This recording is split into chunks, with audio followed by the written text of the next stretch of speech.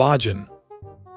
At Barcelona's famous academy La Masia, one name stood above all others: Bojan, a record breaker, a boy who scored 900 goals in youth football.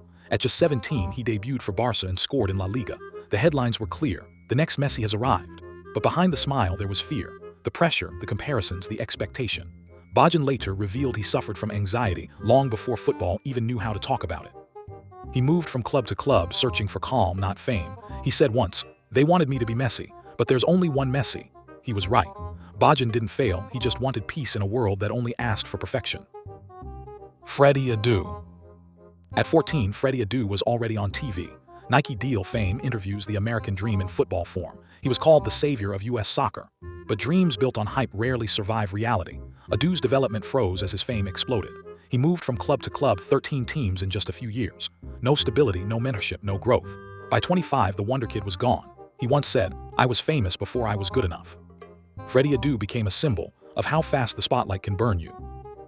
Mario Balotelli.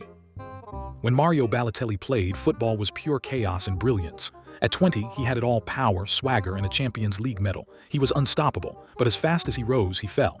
Why always me? That shirt said it all. Balotelli's problem was never talent. It was control.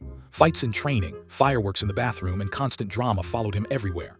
Jose Mourinho once said, "Mario is a great kid with the wrong people around him." In the end, his career became a story of what might have been a fire so bright, it burned itself out. Ravel Morrison. Sir Alex Ferguson called him the best young player I've ever seen.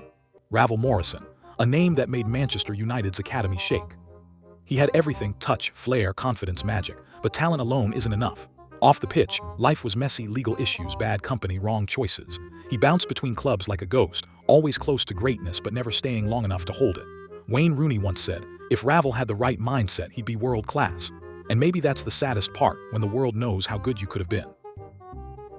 Alexander Pato. When Alexander Pato arrived at AC Milan, fans thought they were watching the next Brazilian icon. Fast, elegant, fearless, he even won the Golden Boy Award in 2009. But his body betrayed him. Injury after injury, comeback after comeback. Every time he returned, he was a little slower, a little more cautious. You could see the frustration in his eyes, a player fighting not his opponents but his own body.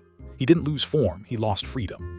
Sometimes, talent isn't enough when luck refuses to cooperate. Adnan Januzaj. When Adnan Januzaj broke through at Manchester United in 2013, the fans were desperate for a hero. He looked like one skillful, confident, untouchable. His goal against Sunderland made everyone believe. But football changes fast. Managers changed, tactics changed, and Januzaj disappeared. Loan spells, inconsistency, and loss of confidence did the rest. He never became the star everyone imagined. But at Real Sociedad, he quietly rebuilt his career, no longer a prodigy, just a footballer. And maybe that's enough.